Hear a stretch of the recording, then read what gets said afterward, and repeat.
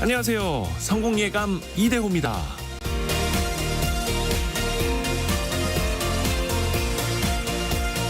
칭찬을 해주는 사람이 고맙긴 하지만 칭찬만 듣는다면 개선할 점을 찾을 수 없을 겁니다. 제품과 서비스부터 사업 전략이나 정부의 정책, 개인의 성격에 이르기까지 단점을 개선할 수 있는 방법을 찾는 가장 좋은 방법은 피드백을 받는 거죠.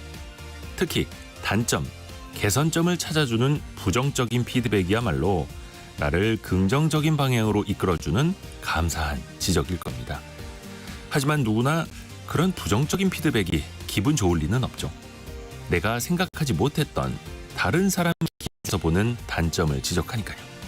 그럴 때는 그 부정적인 지적과 조언이 진짜 나를 위한 것이라고 생각해 본다면 그 지적에 대한 거부감이 조금은 낮아질 겁니다.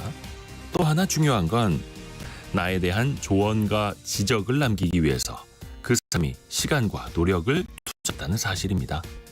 그 조언을 그대로 따르지는 않더라도 이미 감사한 이유죠.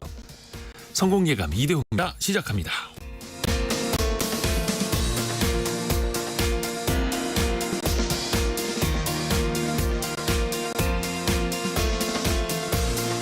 안녕하세요. 이대호입니다. 오늘은 4월 25일 목요일 오전 9시 6분, 7분 향해 가고 있습니다. 이정환님, 김미성님, 김은주님, 이인성님, 황재원님, 한민주님 등등 또 함께 또 출석 체크해 주시고 함께 또 들어주셔서 감사합니다. 이번 주까지 저희가 또 그 상품 더 많이 내드리고 있죠. 경제상식 퀴즈 정답 맞히신 분들 중에서 추첨을 통해서 저희가 다양한 선물 보내드리고 있는데요. 지금 나갑니다. 퀴즈. 지난달 외식 물가 상승률이 3.4%, 전체 소비자 물가 오름폭인 3.1%보다 높았죠. 그래서 이제 요즘에 그 대안으로 이 식당이 인기라고 합니다. 외부인 출입도 가능한 데가 많아서 이걸 비교 검색하는 어플리케이션까지 있더라고요. 저렴한 곳은 3,500원인 곳도 있다고 합니다. 한 끼 식사요. 대개는 한 6,000원 정도가 많은 것 같은데요. 비싸더라도 8,000원 수준이고요. 가성비가 좋다. 그리고 여기는 영양사분들이 계시기 때문에 영양소도 잘 챙겨 먹을 수 있다라는 장점도 있는 거죠. 학창 시절에는 급식실, 대학교 다닐 때는 학생식당. 그러면 회사에 있는 식당은 뭐라고 부를까요? 그 네 글자로 보내주시면 됩니다. 짧은 문자 50원, 긴 문자 100원이 드는 샵 9730으로 참여해 주시면 되고요. 계속해서 저희가 커피 쿠폰도 1+1 또 다양한 선물을 추첨을 통해서 보내드립니다. KBS 콩과 유튜브를 통해서도 언제든지 함께 하실 수 있고요. 성공예감 이대호입니다. 자주 검색하시면 성공이 가까워집니다.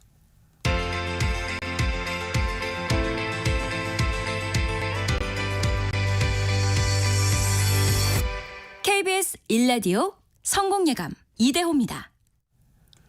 김성우 님이 기사식당이라고 보내주셨는데 기사식당은 아니고요. 회사 안에 있는 식당을 맞춰주시면 됩니다. 오늘의 경제뉴스도 들어보시죠. 한국경제신문 강영현 기자, 경제전파사 강예지 에디터 함께합니다. 안녕하세요. 안녕하세요. 강예지 에디터 어떤 소식 준비했습니까? 네, 오늘부터 전세 사기 피해 신청을 온라인으로 접수할 수 있다는 소식이 있고요. 전세 사기 피해 지원에 투입되는 재정에 대한 갑론을 어떤 내용인지 준비했습니다. 또 지난해 서울 지역 파산 신청자의 10명 중 8명은 50대 이상이라는 뉴스가 나왔는데요. 어떤 배경인지 은행 연체율 현황과 더불어서 살펴보겠습니다. 네, 강영현 기자는요? 네, LG 에너지 솔루션이 특허 무임 승차에 대해서 무관용 원칙을 천명을 했습니다. 이게 중국 기업들이 겨냥해서 배터리 특허 전쟁에 신호탄을 쐈다는 해석이 나오고 있는데 이 소식 전해드리고요. 또 이맘때쯤면 되면은 호텔들이 빙수를 내놨다는 소식이 전해지는데 올해 13만 원짜리 빙수가 나왔다고 합니다. 이 소식까지 전해드리겠습니다. 자, 우선은 강예지 에디터에게 먼저 갑니다. 전세 사기 피해 당했을 때 이걸 온라인으로 접수하는 방법이 있다고요? 어떻게 하는 거예요? 네, 그동안은 전세 사기 피해자가 피해 결정 신청을 하거나 급하게 경공매 유예 정지 신청을 하려면 서류를 준비해서 광역 지자체를 직접 방문해야 했는데요. 앞으로는 시스템에 피해 사실과 또 집주인이 기망 행위를 한 정황 등을 입력해서 피해자 결정 신청을 할 수 있습니다. 임대차 계약서 사본 그리고 경공매 통지서 등 서류는 전자문서로 등록할 수 있고요. 진행 상황은 문자 메시지로 받아보시거나 아니면 시스템에서 조회도 가능합니다. 검색창에 전세 사기 피해자 지원 관리 시스템이라고 검색해서 접속하시고요. 콜센터 1600-9640에서 피해 지원 신청 방법도 좀 안내 받으실 수 있습니다. 한편 이달 18일 기준 전세 사기 피해자는 15,000여 명으로 집계됐습니다. 전세 사기 피해 지원 특별법 1몰 기한인 내년 5월 말까지는 피해자 36,000명이 나올 것으로 전망되고 있습니다. 전세 사기 피해자 지원 관리 시스템. 네. 아니면 콜센터 번호는 1600-9640. 예. 근데 그 피해 지원 규모를 놓고는 항상 이게 참 말이 많습니다. 네, 맞습니다. 어제 국토연구원 주최로 전세 사기 피해 지원 성과 및 과제 토론회가 열렸는데요. 네. 현재 피해자로 결정된 15,000명의 전체 보증금을 합친 금액이 약 5조 원. 이 중에서 정부가 3, 4조 원을 들여야 피해자의 전세 보증금 반환 채권을 사들일 수 있을 것으로 추산했습니다. 현재 야당 단독 의결로 본회의에 회부된 전세 사기 피해 지원 특별법 개정안은 선구제 후 회수가 요지입니다. 주택도시 보증공사 등 공공기관이 이 전세 보증금 반환 채권을 사서 피해자들에게 보증금 일부를 돌려주고 또 집주인에게 구상권을 청구해서 돈을 받거나 아니면 주택을 판매하는 식으로 자금을 회수하는 방안인데요. 개정안은 전세 사기 피해자가 전세 보증금 반환 채권의 공공 매입을 신청할 수 있게 하고요. 채권 매입 기간이 가치 평가를 거쳐서 채권을 사게 하는 내용들을 담고 있습니다. 이때 채권 매입 가격은 최우선 변제를 받을 보증금의 비율 이상으로 하고 있는데요. 문제는 이 우선 변제를 받을 보증금 비율 조항이 좀 모호해서 우리나라 재정이 얼마나 투입될지 가늠하기 어렵다는 점입니다. 예를 들어서 서울은 보증금 1억 6,500만 원 이하면 최우선 변제금을 5,500만 원, 그러니까 한 33% 정도로 책정을 하고요. 경기 인천에서는 보증금 1억 4,500만 원 이하일 때 4,800만 원 등으로 약 30%로 해석을 하는데 이게 명확하지는 않습니다. 이 때문에 법조항을 보완해야 한다라는 지적이 나오고 있고요. 어찌됐든 간에 지원을 해주더라도 그 돈은 또 누군가에게 회수를 또 해야 하는 네. 자금일 테니까요. 그 정부의 추산이 부풀려졌다는 반론도 있어요. 네, 시민단체는 선구제 후 회수에 예산 약 4,900억 원이 필요할 것으로 보고 있습니다. 전세 사기 깡통전세 문제 해결을 위한 시민사회대책위원회가 지난해 자체 실태 조사를 통해서 추산한 결과인데요. 대책위는 피해자 수가 3만 명으로 늘어나도 최대 5,850억 원이 소요된다면서 국토부 추산이 왜곡됐다고 비판했습니다. 정부가 선구제 후 회수에 3, 4조 원이 필요하다라고 전망한 것은 이 특별법 개정안이 최우선 변제금도 못 받는 후순위 세입자를 포함해서 모든 전세 사기 피해자가 전세 보증금 반환 채권 매입을 요청할 수 있게 하기 때문인데요. 이 채권을 얼마에 살지 결정하려면 말씀하신 것처럼 주택 가액이라든가 선순위 채권 등을 평가해야 하고 또 경공매로 얼마나 회수할 수 있을지 봐야 하는데 사실 지금으로서는 좀 알기가 어려워서 금액이 크다는 겁니다. 정부 측도 이에 대해서 피해자 유형들이 너무 다양하기 때문에 정확한 회수 전망에 한계가 있다라고 설명하고 있고요. 이 특별법 개정안은 공포 1개월 후에 바로 시행되는데요. 다만 우리 그 은행이나 이런 금융기관에서 채권을 팔고 할 때랑 달리 이 전세보증금 반환 채권은 개인의 채권이라서 특수하고 또 상당한 예산과 인력이 필요합니다. 무엇보다 법 내용이 정교하지 못해서 보완이 필요해 보이고요. 또 여전히 개인 간 계약에서 발생한 손실을 정부가 구제하는 것이 맞는가, 또 보이스피싱을 비롯한 다른 범죄와의 형평성 문제들 놓고 논쟁도 있고요. 그럼에도 우리 생활의 가장 기본적 요소인 주택 계약을 두고 이렇게 사회적 불신이 팽배한 데 대해서 근본적인 해결이 필요하다라는 주장도 나오고 있습니다. 이 때문에 법 시행 전에 좀 체계적으로 사회적인 논의가 필요합니다. 굉장히 복잡한 네, 문제이긴 그렇습니다. 합니다. 강영현 기자에게 갑니다. 국내 배터리 기업들 최근에 좀 업황이 좀 좋지 않아서 고전을 하고 있는데 LG 에너지 솔루션이 1등 기업이죠. 여기서 우리의 특허를 침해한 기업들 가만두지 않겠다. 거의 선전포고를 했습니다. 네, LG 에너지 솔루션이 지적 재산권을 보호하고 무분별한 특허 침해에 엄중히 대응해 나갈 것이라고 밝혔는데 이게 꽤 오랫동안 많은 경쟁사가 특허를 침해하고 있었기 때문이라고 합니다. 현재 LG 에너지 솔루션이 보유한 특허가 32,000여 건인데요. 이 중에서 경쟁사가 침해하거나 침해할 것으로 예상되는 특허가 1,000여 개. 근데 이 중에서 실제로 침해된 것으로 확인된 특허가 580개나 된다고 합니다. 그러니까 이미 58% 정도가 무임승 무임승차의 대상이 된 건데요. IT 기기용 소형 배터리부터 해서 뭐 전기차용 중대형 배터리에 이르기까지 이미 상업화되어서 시장에 판매되고 있는 경쟁사의 제품 중에서 그 LG 에너지 솔루션의 고유 기술을 침해하는 사례가 다수 발견되고 있다는 겁니다. 실제로 이제 유럽 각지에서 전기차를 판매하는 한 기업의 전기차 배터리를 분석해 봤더니 여기에 LG 에너지 솔루션의 코팅 분리막, 양극재, 전극 셀 구조 이런 핵심 소재와 공정에서 특허가 침해된 사건 수가 30건 이상 확인되었다고 합니다. 그리고 또 다른 배터리 업체도 살펴봤더니 여기서도 이제 LG 에너지 솔루션의 특허를 무단으로 사용한 것이 확인이 됐습니다. 그러면 LG 에너지 솔루션이 앞으로 어떤 식으로 대응에 나선다는 거예요? 일단 이런 사례들에 대해서 향후 특허 침해 금지 소송 이런 강경한 대응을 불사하겠다는 방침입니다. 근데 가만히 당하고 있지 않겠다는 건데요. 그것과 동시에 또 합리적인 라이선스 시장 구축을 주도하기 위해서 특허풀 또는 이제 특허권 매각 같은 다양한 방식의 수익화 모델을 활용해 나갈 계획이라고 합니다. 대표적으로 반도체 업계 퀄컴처럼 하겠다는 건데 퀄컴 같은 경우에 이제 특허에 대한 로열티를 통해서 부가가치를 창출하고 있잖아요. 네. 그러니까 1년에 7조 원에서 8조 원 정도로 라이센스 매출을 올린다고 하는데 이런 식으로 이제 LG 에너지 솔루션도 나아가겠다는 거죠. 그래서 시장에서 침해 중인 특허를 중심으로 해서 글로벌 특허풀을 통해서 주요 특허를 단계적으로 입증해서 사업을 관리할 방침이라고 합니다. 지적 재산은 당연히 보호받아야죠. 또 해외에 보면은 그 특허만 집중적으로 사들여서 집중적으로 특허 침해 소송을 걸어서 또 그걸로 먹고 사는 그런 전문 기업들도 있고요. 근데 이번에 LG 에너지 솔루션의 조치가 중국 업체를 겨냥한 거다라는 분석도 있더라고요. 네, 이제 최근에 중국의 2차 전지 기업들이 내수를 벗어나서 글로벌 시장으로 진출을 하면서 기업 탈취 그리고 특허권 침해를 벌이는 일이 급증하고 있기 때문인데요. LG화학 역시 최근에 중국 양극재 기업 3곳을 대상으로 해서 특허 기술 침해 관련 조사를 신청하기도 했습니다.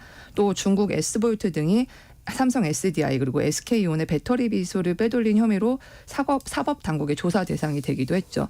그래서 최근 중국 배터리 기업들이 투자를 확대하고 있으나 여전히 사실 핵심 기술이 국내 3사에 몰려 있는 것이 사실이거든요. 네. 그렇기 때문에 시간이 지날수록 중국의 특허 침해가 심화할 것으로 관측이 되는 만큼 LG 에너지 솔루션이 선제적으로 조처를 취했다라는 분석입니다.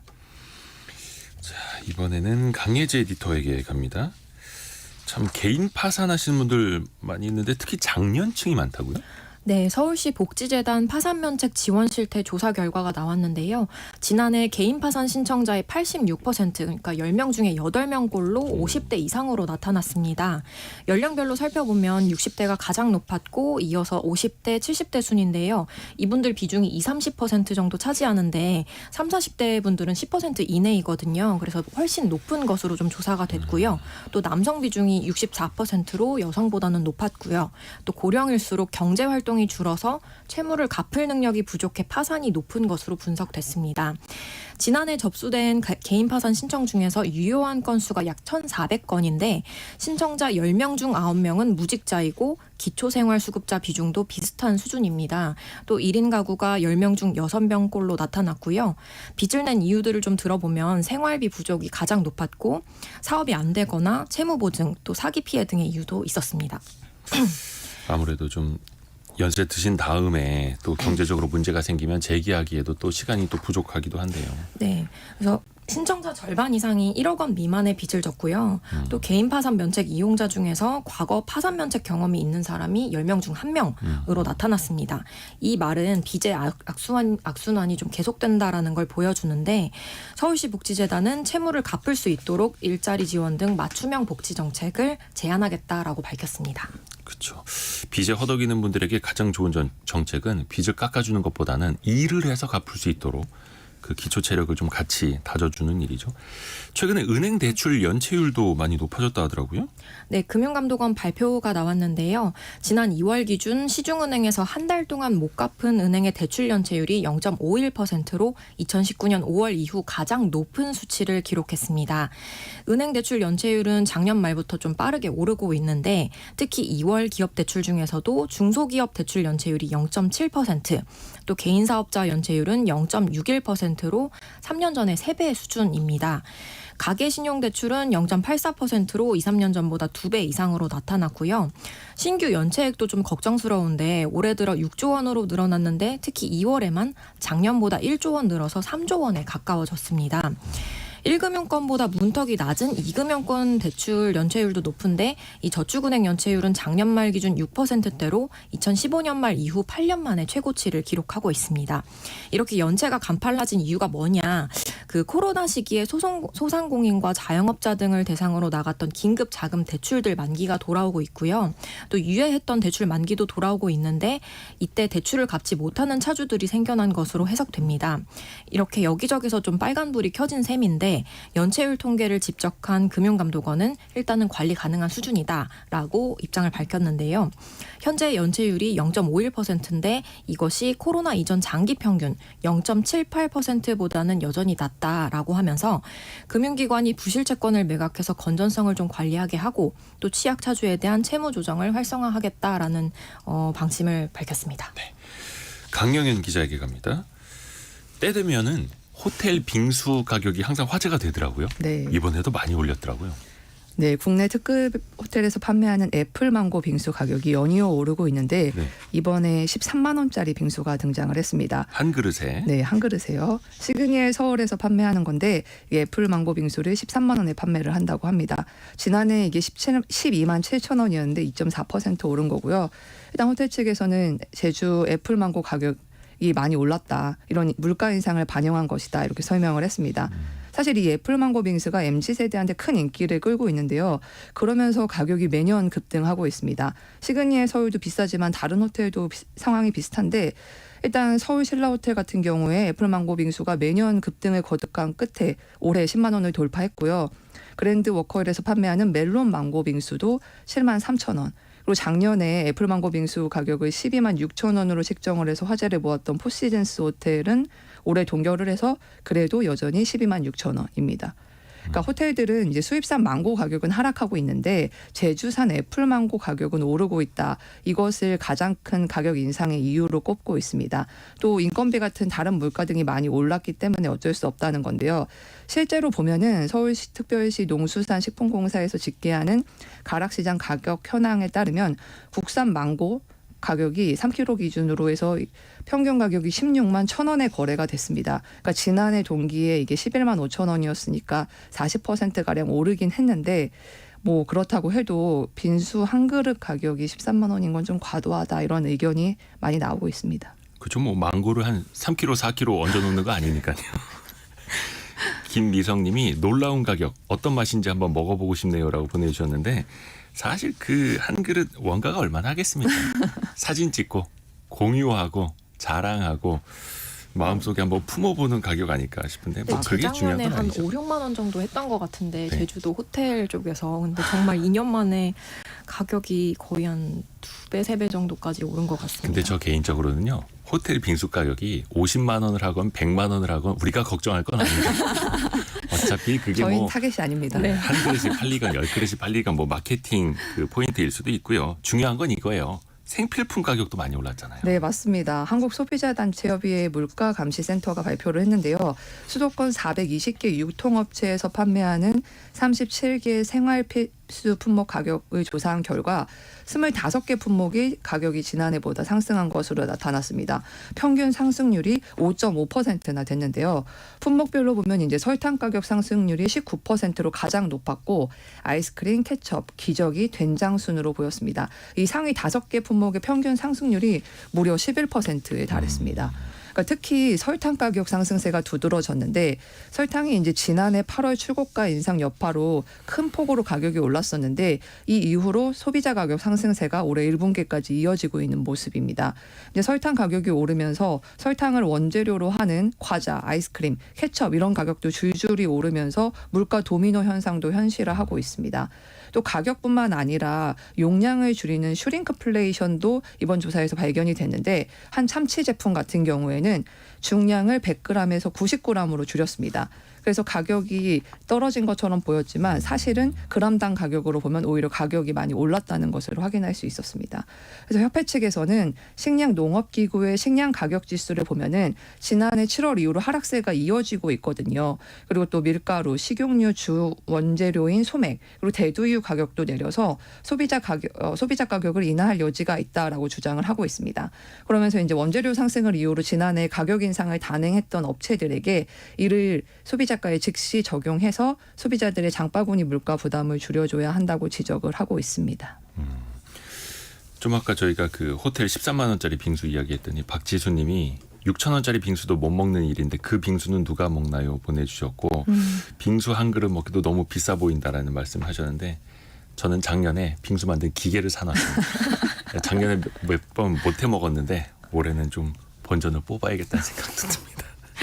자, 오늘 경제전파사 강예지 에디터, 한국경제신문 강영현 기자 함께했습니다. 고맙습니다. 감사합니다.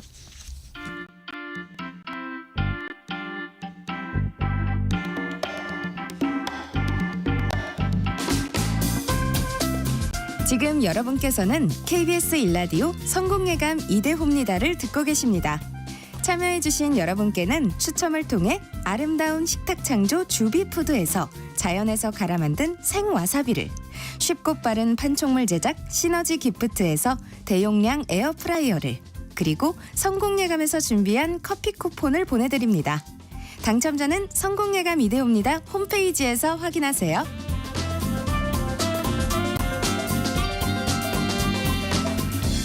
6261님이 경제상식 퀴즈 정답으로 국내 식당이라고 보내주셨어요.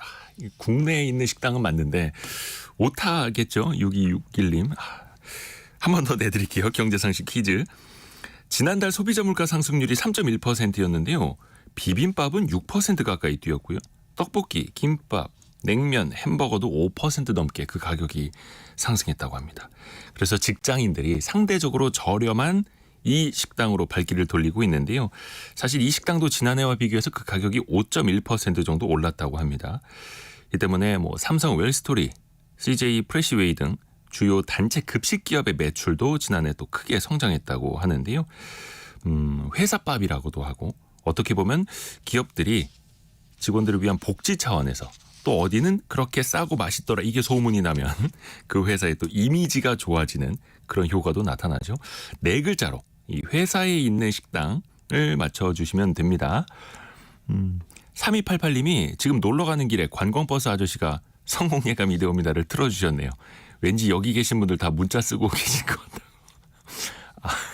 같다고. 감사합니다. 예, 어떤 버스인지 모르겠습니다만 즐겁게 다녀오시기 바라겠고요. 2120님은 저희 회사 식당은 영양사님이 너무 식단을 못 짜요. 유유 강제 다이어트네요. 라고 보내셨는데 안타깝습니다. 0752님이 오늘은 목요일 우리 회사 잔반 없는 날이어서 특별히 맛있는 게 나와요. 오늘은 잡채밥 오예 라고 보내셨고요. 0706님은 저도 근처에 있는 시청 식당 가서 먹고 그랬어요. 정말 물가가 너무 슬픕니다.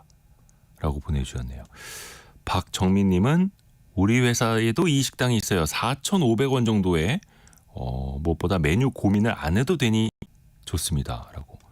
4616님은 저희는 5,500원입니다. 보내주셨고요.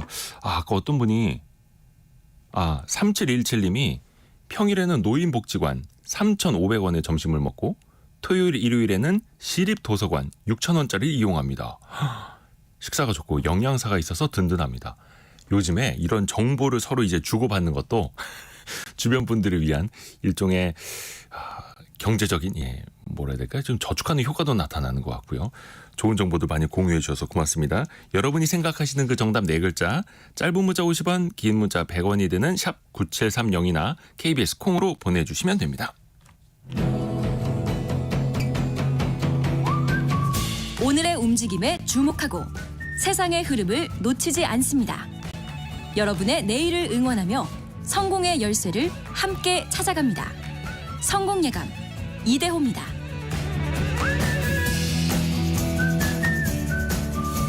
미국에서 바이든 대통령이 태양광 프로젝트에 우리나라 돈으로 9조 6천억 원 규모의 투자를 지원한다고 합니다.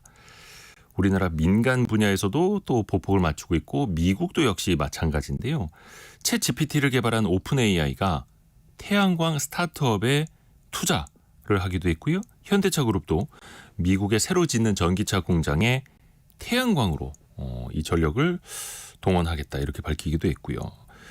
태양광 산업에 너도나도 뛰어들고 있는데요. 이 산업에서 지금 어떤 일이 일어나고 있는 건지 자세히 한번 살펴보겠습니다. 성균관대 전자전기공학부 이준신 교수 연결되어 있습니다. 이준신 교수님 안녕하세요. 네, 안녕하세요. 이준신입니다. 우선은 조금 이제 아직도 헷갈려 하시는 분들을 위해서 태양광, 태양열 어떤 차이가 있는지부터 좀 설명 부탁드릴게요.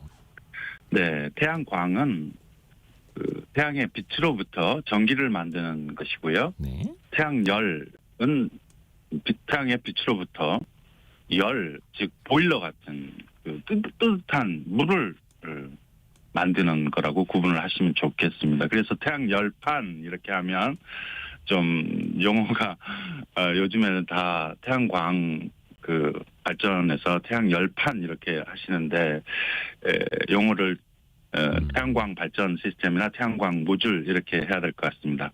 그럼 이제 주로 우리가 주변에서 많이 볼 수 있는 건 태양광이라고 생각하면 되겠죠? 네, 그렇습니다. 어떤 장점으로 태양광을 많이 이용하는 걸까요?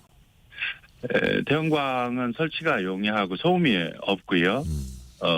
거의 그 전자 제품화된 정도로 이제 기술들이 이제 갖다 조립만 하면 발전을 할 수 있을 정도까지 지금 용이하게 돼 있습니다. 근데 미국에서는요, 바이든 대통령이 중산층하고 저소득층을 위해서 주거용 옥상 태양광을 보급하겠다라고 밝혔더라고요. 이건 어떤 의미가 있는 겁니까? 우리가 이제 그 주거 일체형 뭐라 그럴까요? 이제 빌딩 일체형 또는 옥상 루프탑에 이렇게 설치하는 것들이 기존에 있던 공간을 활용한 전기를 만들 수 있다는 장점이 있고요. 근데 이제 약간 일반 시민들이 접근하기에는 조금 더 좀 가격이 나가지 $20,000 정도, 한화 2,700만 원 정도 필요하기 때문에 연방 정부나 이런 데서 세액공제 비용을 통해서 보급을 촉진하기 위한 노력을 하고 있습니다. 그리고 또 기업들도 부쩍 이제 태양광 쪽으로 투자하는데도 굉장히 많이 늘고 있더라고요. 또 상징적인 회사 아닙니까? 최근에 챗 GPT를 만든 오픈 AI 여기 샘 올트먼이 태양광 스타트업에 우리 돈으로 한 300억 원 가까이 투자하기로 했다 하고요. 이렇게 거액을 투자해서 좀 어떤 이득을 볼 수 있을까요? 기업들은? 네, 기업들 이제 AI 기업들 전력 확보가 필수죠. 데이터 센터들 우리가 쓰는 전자 이메일이라든지 자료들, 빅데이터들을 늘 보관하고 있어야 되고 지울 수도 없는 일반 시민들이 지워져야 되는데 또 그렇지가 않지 않습니까? 보관을 하고 있어야 되고 보관하는 데는 이거는 마치 전기 먹는 하마와 같습니다. 전기가 상당 소요되는 그런 센터들이기 때문에 구글이라든지 이런 데들도 이런 태양광 같은 에너지, 재생 에너지를 사용을 해서 데이터 센터에 전력을 공급하고 있는 것으로 알고 있습니다. 그것을 이제 리뉴어블 에너지 RE100 이렇게 해서 재생 가능 에너지원으로 100% 전기 에너지를 공급하겠다 하는 것인데요. 네. 구글은 벌써 100%를 만족을 했습니다. 그래서 이제 이런 AI 센터들도 그런 RE100을 앞으로 해야지만 기후 변화 시대에 이런 이산화탄소를 사용하지 않는 청정한 전기 에너지원을 사용해야만 사업을 할 수 있기 때문에 그쪽으로 많은 투자들이 이루어지고 있는 것으로 이해를 해주시면 좋겠습니다.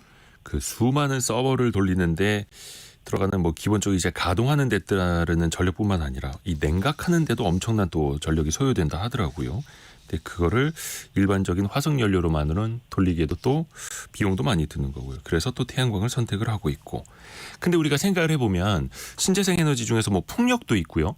아직 조금 시간은 더 걸리겠습니다만 수소도 있고요. 또 수력 발전도 있고요. 근데 그 중에서 왜 유독 태양광에 집중을 하는 걸까요?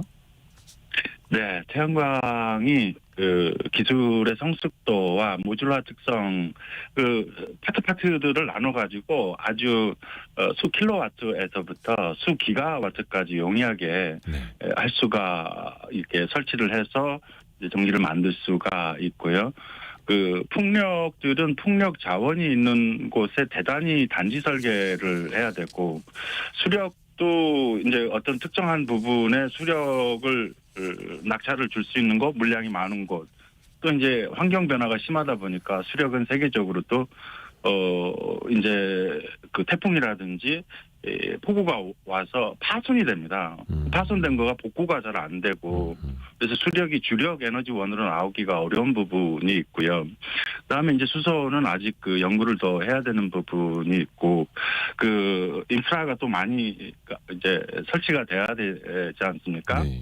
그래서 외국은 보면 태양광이 약 100%다 그러면 한 70% 정도는 풍력이 가고 있어요. 한국은 거꾸로 이게 태양광이 90 몇 프로 정도 풍력이 좀 못 가고 있지만 근래에 풍력이 상당히 많이 17기가 정도 네. 원자력 발전소 17기 정도의 물량이 허락된 걸로 알고 있습니다.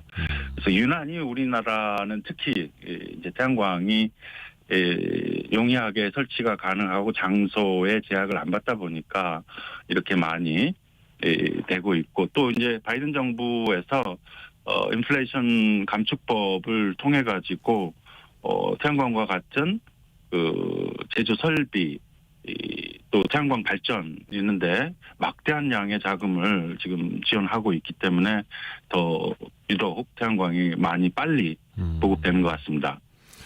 미국에서 계속해서 태양광 산업을 좀 많이 더 확대시키려고 하고 있는데 우리 기업들은 또 어떤 영향이 있을까요? 우리 기업들은 얼른 미국 가서 사업해야죠. 시장이 좋기 때문에 현대차 같은 사업장들도 재생에너지 전환 일환으로 이렇게 태양광 발전된 전력을 구매해서 그 사업장에서 사용하겠다 하는 걸 하고 있고요. 또 하나 같은데도 거기 공장을 지금 짓고 있고 S사 같은 S물산 같은 경우도 네. 들어가서 지금 그 발전 사업을 열심히 하고 있고 LG가 일부 태양광 제조를 사업 철수를 했습니다만 발전 사업은 LG 계열사에서 또 그 발전 사업을 수주를 하고 미국에 가서 하고 있습니다. 시장이 미국이 더 좋기 때문에 그쪽에서 활발한 활동이 있습니다.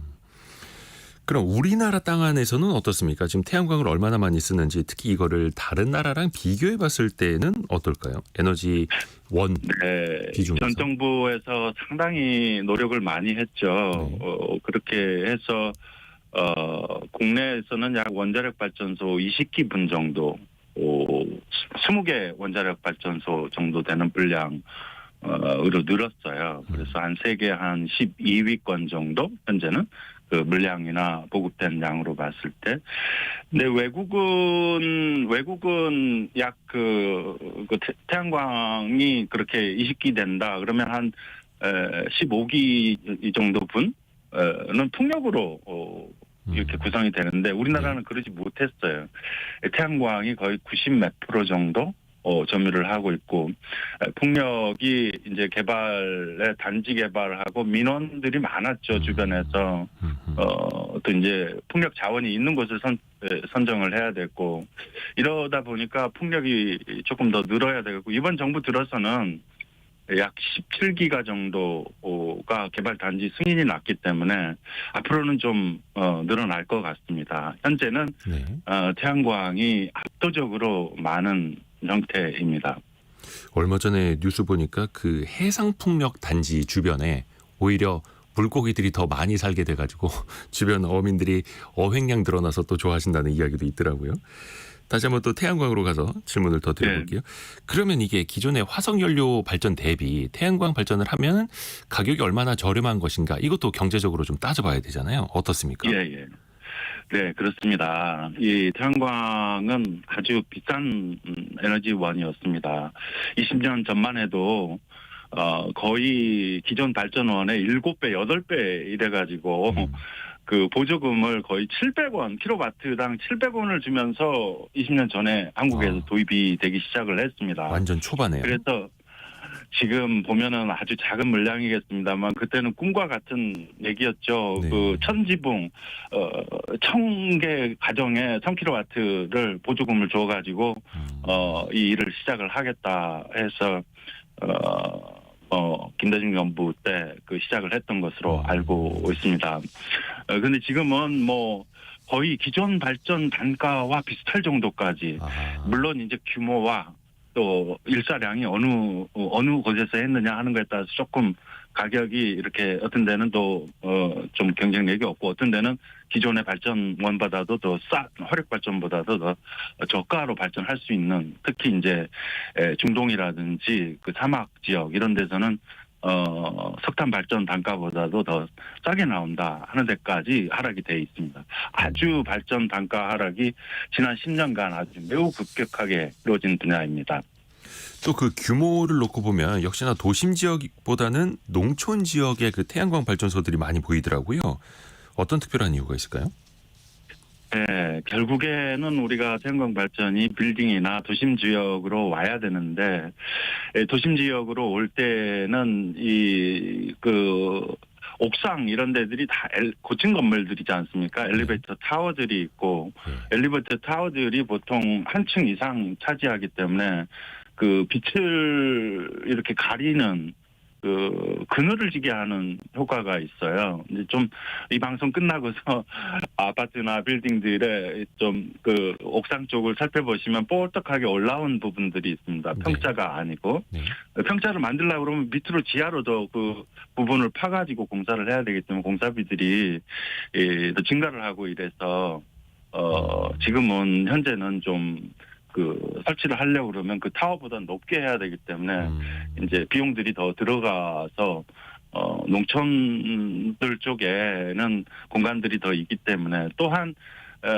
이런 그 대단히 빌딩들이라든지 아파트들은 다수가 의사 결정에 이제 개입이 되게 되고 농사를 짓는 곳이나 시골들은 단독주택들은 한 명이 결정하면 그 태양광 설치하시는 분들하고 해서 바로 설치할 수 있기 때문에 그쪽이 먼저 돼 있는 것으로 보시고요. 기술적으로는 두 군데 다 어디든 그 설치할 수 있고 기술 개발은 다 돼 있다 이렇게 이해하시면 좋겠습니다. 또 하나가 그 많은 태양광에 들어가는 패널이나 부품이 그 중국산이 참 많다 하더라고요. 아무래도 가격 때문일 텐데 이 시장은 좀 어떻게 봐야겠습니까? 그게 이제 우리가 잘 나갔어요, 사실은. 네. 잘 나가고 중국하고 생산하는 거를 좀 차별화해서 LG라든지 우리 신성이라든지 다른 회사들 하나라든지 이런 데들은 좀 고품질에 있는 또 효율도 높게 나온 거 이런 걸 우리가 생산을 하고 있었고 중국이 중저가 있는 것들을 하고 있었다 생산을 해서 세계 시장의 한 60-70%를 차지하고 있었죠. 우리가 한 20-30% 이상들을 차지하고 있었고요. 그런데 이제 미국에서 이런 그 중국에서 주로 생산하는 것들의 부정 그 거래가 있고 부정으로 좀 공정하지 못한 생산들이 있다. 토지를 이렇게 그 토지를 무상으로 임대를 해준다든지 유틸리티를 또 준다, 유틸리티 비용을 준다든지 또 그 생산을 잘하게 되면 또 인센티브를 준다든지 수출을 하면 또 수출의 10% 이상을 준다든지 물, 전기 이런 걸 공짜로 대준다든지 이렇게 해서 가격이 경쟁할 수 없는 부정한 경쟁을 했다고 해서 중국에서 생산하던 그 제품들을 뭘로 때렸냐 하면 오바마 정부 시절에 중저가형 태양전지 모듈들에 대해서는 우리가 관세를 높여받겠다 이렇게 하니까 이제 그때 관세가 덜 있었던 우리나라의 주력 제품이었던 고품이 단결정 그 LG에서 주로 생산하고 있었던 그런 데 쪽으로 생산을 전환하면서 또 이제 또 그런 그 중국 정부 차원의 지원들이 많았고요. 지금도 이제 그런 지원이 태양광에서 맨 처음 그 전기전자 제품에서 시작을 했습니다. 근데 지금은 디스플레이로 옮겨가서 액정 LCD 디스플레이도 거의 80%를 중국에서 그런 식으로 시장을 점유하고 있고 반도체도 좀 그렇게 지금 할 태세를 갖추고 있기 때문에 이게 굉장히 좀 불공정한 경쟁인데 우리 한국은 좀 힘이 없지 않습니까? 기재부에 가서 말씀을 드리고 이래도 조금 조심해야 하는 것 같아요. 무역 마찰을 일으킬 수 있고. 하여간 미국이 지금 현재는 견제하고 있는 형태이지만 이렇게 싸게 이렇게 들어오는 거를 막을 수가 없습니다. 현재 우리나라 있는 거에서. 또 일부 우리나라 국내 업자들은 이게 저가니까 더 수입을 해가지고 판매하시는 분들도 꽤 많이 있습니다. 일장일단이 있습니다만 일단은 그래서 미국에서 상대적으로 또 무역 장벽을 세우는 게 우리 산업에는 또 간접적으로 도움이 되기도 하고 이게 참 돌고 있네요. 자, 오늘 성균관대 전자전기공학부 이준신 교수 통해서 도움 말씀 들어봤습니다. 고맙습니다. 네, 감사합니다. 라디오 정보센터 다녀옵니다. 오늘 새벽 2시 반쯤 부산 동구의 숙박업소에서 불이 나 투숙객 1명이 숨졌습니다. 새벽 4시 50분쯤엔 경기도 부천시의 상가 건물에서 불이 나 주민 12명이 긴급 대피했습니다. 올해 1분기 실질 국내 총생산은 지난 분기 대비 1.3% 성장하고 실질 국내 총소득은 2.5% 성장한 것으로 집계됐습니다. 수출기업과 대기업을 중심으로 제조업 업황이 되살아나는 가운데 기업들의 체감 경기 수준이 소폭 개선됐습니다. 이번 달 모든 산업의 업황 기업 경기 실사지수는 지난달보다 2포인트 상승한 71로 나타났습니다. 조 바이든 미국 대통령이 중국계 동영상 공유 앱 틱톡의 강제 매각 내용을 담은 법안에 공식 서명했습니다. 틱톡 최고 경영자는 소송전을 예고했습니다. 지금까지 라디오 정보센터 뉴스 정한나였습니다. 심리학개론 시간으로 갑니다. 성공 예감 이대호입니다. 그 성공이란 무엇일까요? 가끔씩 그런 문자 메시지들이 저희에게 들어옵니다. 몇 년째 성공 예감 듣고 있는데 성공을 못하고 있다. 이런 사연들. 저희는 또 어떻게 답변을 해드려야 될지 저희도 사실은 좀 고민이 있는데요. 연세대 이헌주 연구교수와 함께 이 성공에 대한 이야기 같이 한번 나눠보시죠. 안녕하세요, 교수님. 네, 안녕하세요. 오늘의 주제가 성공인데 네. 저희 이름이 성공 예감입니다. 네. 이 이름을 심리적으로 또 분석을 해 주셨다고요? 네, 일단 성공을 예감한다는 것이 네. 어떤 의미에서는 성공 자체의 의미도 있지만 네. 성공을 향해서 성장해 나아가겠다는 의지이기도 하거든요. 의지. 그러니까 프로그램 제목은 성공과 성장 모두를 포괄하는 거 아닌가 그런 생각도 해봅니다. 성공도 중요하지만 성장이라는 의미도 굉장히 또 중요한 거죠. 그렇죠. 본인이 또 지속 발전함으로써 그 안에서 굉장한 또 의미를 또 찾을 수 있는 거니까. 네. 우선은 정의를 한번 내려볼까. 이게 굉장히 주관적일 수 있는데 성공의 정의는 어떻게 내려볼 수 있습니까? 일단 대체적으로 성공이라고 하는 것은 약간 목적 중심이고요. 목적. 네. 그리고 성공은 보통 외부적 평가에 의존하게 돼 있어요. 예를 들자면 내가 성공했다고 내가 판단한다기보다는 주변에서 그래서 너가 상을 받았어 못 받았어 메달을 땄어 못 땄어 1등급이야 아니야 약간 이런 형식으로 보통 평가되는 경우들이 많거든요. 근데 그에 반해서 성장은 약간 과정 중심이고요. 그러니까 내가 몸무게를 10kg를 뺐냐 못 뺐냐 이건 성공했냐 못 성공했느냐 이런 네. 부분이지만 0.1kg이라도 뺐느냐 이러한 지점들은 오히려 훨씬 좀 과정 중심적인 거란 말이에요. 그리고 어떤 면에서는 외부적 평가라기보다는 좀 주관적인 평가, 좀 주관성 이런 부분과 좀 더 관련이 있다 이렇게 말씀드릴 수 있겠네요. 성공은 외부적 기준 그리고 목적 중심인 거고 성장은 과정 중심. 네. 그러니까 어떻게 보면은 살 빼려고 운동을 하다 보니까 뭐 근육도 붙고 네. 체력도 좋아졌다. 네. 이게 또 이제 어떻게 보면 나 자신이 성장을 하고 있다 이렇게 또 볼 수 있는 걸 테고. 저는 기자님 지금 말씀하신 게 되게 탁월한 비유라고 말씀드리고 싶어요. 왜냐하면 일단은 엄청나게 잘하고 운동의 능력을 정말 발휘하는 거는 성공일 수 있겠지만 네. 그것을 하기 위한 어떤 근력이 형성되어가는 과정이 성장이다 이렇게 말씀드릴 수도 있겠네요. 그래서 그 과정을 같이 좀 즐겨야 하는 거고요. 네.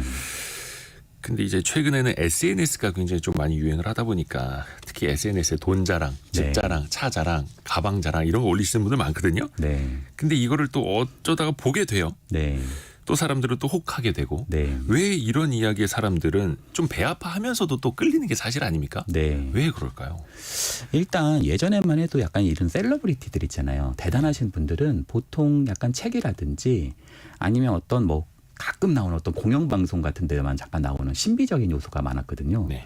근데 최근에는 뭐 SNS, 뭐 커뮤니티, 뭐 유튜브 이런 걸 통해서 그분들의 일상이 다 막 공개가 되기 시작하고 또 그분들 중에서는 너무나 이런 부분이 좀 쉽게 됐다. 왜냐하면 그분들이 이제 워낙 뛰어나신 부분이 있는데 그게 너무 이제 쉬운 거죠. 그런 자기가 볼 때는 그 눈높이에서는. 그래서 결과만 보여주기도 하니까. 네네. 그분들 입장에서는 사실 이게 뛰는 게 뭐가 어려워. 농구 선수 입장에서는 뛰는 거 그냥 뛰는 거잖아요. 네. 그러니까 성공이 신비한 것이 아니구나. 그러니까 그 사람이 어떻게 성공했는지를 공개하면서 나도 그렇게 하면 되겠구나라는 열풍이 불기도 하죠. 네. 어떻게 보면 이제 따라 해보고 싶고 나도 네. 그렇게 되고 싶고. 네. 근데 사실은 유튜브에도 그렇고 방송에도 그렇고 SNS도 그렇고 책도 그렇고 네. 자기 개발 이런 거 엄청나게 유행하지 않습니까? 그렇죠. 사실 유행이라기보다는 굉장히 오랫동안 네. 관심을 받고 있는데 정작 그거를 실천하려는 사람은 또 많지는 않고요. 네. 그들과 나는 뭐가 다르기에 그런 걸까요? 일단 저는 자기 개발 자체가 나쁘다고 생각하지는 않습니다. 다만 그걸 하기 위해서는 지난한 시간이 필요하거든요. 그런데 우리가 이제 그런 걸 보다 보면 금방 나도 될 것 같아요. 제가 예전에 기자님 슬램덩크를 본 적이 있는데 슬램덩크에 보면 이제 슛을 하기 전에 왼손은 거들 뿐 네네. 이걸 기억하라 이런 얘기들이 있어요. 네네네. 그래서 제가 아 그거구나. 그래서 내가 슛이 안 들어갔던 거구나.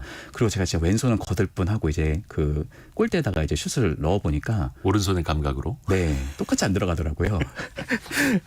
그래서 요즘 뭐 그런 되게 사실 성공이라는 것 자체가 정말 뛰어난다라는 거는 그만한 근력이 필요한 거고 쉽지 네. 않은 건데도 불구하고 자신을 좀 금방금방 자책하게 되는. 그래서 요즘 부모님들이 야 요즘에 뭐 유튜브 보니까 아니 뭐 머리가 문제가 아니라 그냥 뭐 엉덩이 힘이라더라. 의자에 앉아 있기만 하면 스카이대학 간다는데 넌 도대체 뭐가 문제니? 막 이렇게 표현을 하시는데 사실 의자에 그 앉아 있는 그 뚝심 자체가 되게 힘든 거거든요. 그래서 그러한 간격이 있다 이렇게 말씀드릴 수 있겠네요. 또 이제 나는 그게 왜 안 될까? 나는 왜 이 모양인가? 네. 또 이제 비교하다가 또 자괴감에 빠지기도 하고요. 네, 소소한 행복에 만족하지 못하는 사람들도 많거든요. 네. 왜 자꾸 그렇게 빠지게 될까요? 일단 성공한다는 거는 아주 기쁜 일이죠. 그런데 너무 급한 성공, 막 벼락부자 돼버리는 거 그런 경우를 이제 맞닥뜨리게 되면은 약간 그 안에서 공허감, 우울감 같은 거를 경험할 수 있습니다. 왜냐하면 일단은 거기까지 너무 가보니까 생각보다 별게 없더라라는 얘기를 제가 많이 듣고 있어요. 아, 너무 쉽게 달성했을 때에도. 네, 그렇죠. 제가 실제 만나시는 분들도 뭐 이렇게 코인이라든지 이런 걸 통해서 금방 그 자리까지 이제 올라가셨는데 처음에는 이제 그 허니문 기간에는 너무 좋은 거예요. 근데 그 시간이 지나면 약간 허탈하기도 하고 직장을 다 그만두고 나니까 이제부터 뭐 하지? 약간 이런 뭔가 이렇게 공허한 어떤 감정들이 몰려올 수도 있다는 거죠. 그러니까 돈은 생겼는데. 그렇죠. 그러니까 성공 자체가 안 좋다기보다는 지나치게 이른 성공, 급한 성공은 체할 수도 있다. 정상을 너무 빨리 정복하면 그다음부터 내리막길일 수 있다. 그래서 행복감, 어떤 면에서는 만족감 이런 것들은 크기가 아니라 빈도다. 작고 만족스러운 경험, 소소한 행복들을 또 성장할 수 있는 그런 경험들을 지금 여기에서 많이 해보는 것이 좀 중요하다. 이렇게도 말씀드릴 수 있겠네요. 성장할 수 있는 경험 또 그 과정이 중요한 거고. 신순석 님이 성공이라는 건 저마다 원하는 바가 다르니 네. 개개인의 성공이라는 것도 다른 듯합니다. 저는 두 아이가 잘 컸고 새끼 밥 안 굶고 비 피할 수 있는 내 집이 있으니 성공한 삶이라 생각합니다. 라고 보내주셨네요. 네. 정말 훌륭한 말씀이시네요. 네. 그렇죠. 뭐 따로 뭐가 있는 것도 아니고. 네. 근데 이제 교수님이 많이 강조해 주시는 게 성공과 성장의 균형점을 찾아야 한다라고 말씀을 해주시는데 네. 그건 어떻게 하는 겁니까? 이 방법이랄 게 있을까요? 일단 인간이 경험할 수 있는 욕구 중에 자기가 성장하고 있다라는 그 욕구도 어마어마하게 큰 기쁨을 주거든요. 그러니까 내가 조금씩 괜찮아지고 있어. 성공이라는 표대를 두는 것도 되게 중요하지만 네. 그 1000계단이라는 성공의 어떤 어떤 토대 안에서 한 계단씩 올라가는 그 성장하는 과정에서의 만족감도 굉장히 큽니다. 그래서 내가 성공 자체에만 포커스를 두면 어느 순간 조급해지고 불안해지기도 하거든요. 그리고 실패했을 때 엄청난 자괴감이 몰려오기도 하고요. 근데 내가 성장을 함께 가져가면 조금씩 나아지는 것도 성장이기 때문에 오히려 큰 넓은 호흡 속에서 성공을 성취하는 데 있어서도 훨씬 도움이 될 수 있죠. 예를 들자면 내가 심신의 건강을 위해서 조깅을 한다고 한번 네. 생각을 해볼게요. 예. 그걸 뭐 1시간, 2시간 이게 아니라 5분, 10분 사실 그것만 뛰어보는 것도 성장이다. 그 자체도 내가 나가서 무엇인가를 해왔기 때문에 나는 1%라도 가본 것이다. 그럼에도 불구하고 나는 한 스텝을 넘어가 볼 것이다. 이러한 토대는 어떤 면에서는 성공할 수 있는 좋은 토대이기도 하면서 그만큼 성장하는 과정의 기쁨을 느낄 수도 있다. 이렇게 말씀드릴 수 있겠네요. 그 과정의 기쁨을 그러니까 계단을 올라갈 때도 저 끝까지 언제 가지? 네. 산으로 올라갈 때도 그냥 정상만 바라보는 게 아니라 네. 한 계단 한 계단 올라가는 그 과정에 더 의미를 네. 둬야 하는 거고요. 네. 정혜린 님이 자기 개발로 강연하거나 유튜브 하시는 분들 보면 저분들은 뭘로 성공했다는 거지? 성공이라는 컨텐츠만 있을 뿐 그분들이 한 분야에서 성공을 한 게 아닌데 왜 그런 컨텐츠를 소비하는지 이해가 안 되더라고요 라고 보내주셨는데 근데 또 사람들은 또 그런 컨텐츠를 보게 되잖아요. 네. 어떤 심리일까요? 뭐 물론 이제 본인이 그렇게 되고 싶으니까 네. 보는 걸 텐데요. 아까 지금 말씀해 주신 분 말씀이 저는 정말 맞다고 생각하는 게 예. 성공이 좀 다양화될 필요가 있다고 생각해요. 성공이 그러니까 다양화될 필요 있다. 특정 부분만 성공되는 것이 아니라 여러 측면으로 성공할 수 있는 부분들이 우리 사이에서 합의가 돼야 된다고 생각합니다. 그러니까 저 사람이 돈을 많이 벌었다라고 해서 다 그게 성공이 아니고 네. 높은 직위까지 올라갔다고 다 그게 성공이 아니고 네. 성공이 다양화되어야 한다. 네. 뭐 어릴 적에 꿈을 이뤘다라든지 네. 어릴 적에 뭐 하고 싶었던 취미가 나의 이제 특기가 됐다라든지 네. 이런 식으로도요. 그렇죠. 성공은 한 가지가 아니다. 네. 성공을 다양화할 필요가 있다. 이렇게 생각해 보면은 저마다 우리 마음속에 내가 성공한 거 한두 가지쯤은 또 있을 수 있겠네요. 그럼요. 그렇죠. 오, 많이 깨달았습니다. 연세대 이헌주 연구교수와 함께했습니다. 고맙습니다. 네, 감사합니다. 감사합니다. 저희가 2부에서는요. 조선시대로 떠나보는 시간입니다. 이한 작가가 기다리고 있고요. 역사 속 투자 혹은 투기의 현장으로 떠나봅니다. 전쟁통에도 돈을 벌어서 인생 역전을 노렸던 사람들 또 재미난 이야기가 기다리고 있습니다. 잠시 뉴스 들으시고요. 10시 5분에 금방 다시 뵙겠습니다.